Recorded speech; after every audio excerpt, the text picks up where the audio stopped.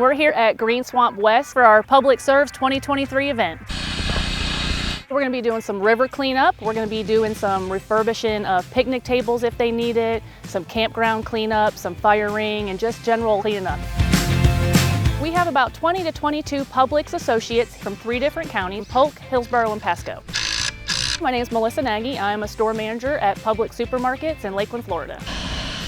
We have pretty much all of our land department out here today, and each group has a couple of district staff, and we are working together. My name is Felicia Nudo. I'm a land manager here at the Southwest Florida Water Management District.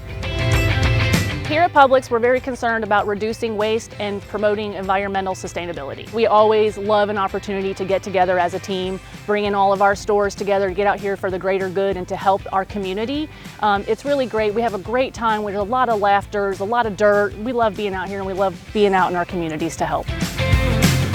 These partnerships are really important. By working together, we're actually able to educate them on our district conservation lands, but also the recreational opportunities that our lands provide. It's very important that we keep this pristine for generations to come. The district is very thankful for Publix volunteers coming out to assist district staff today at Green Swamp West. It is not a typical day at the office, and we love it.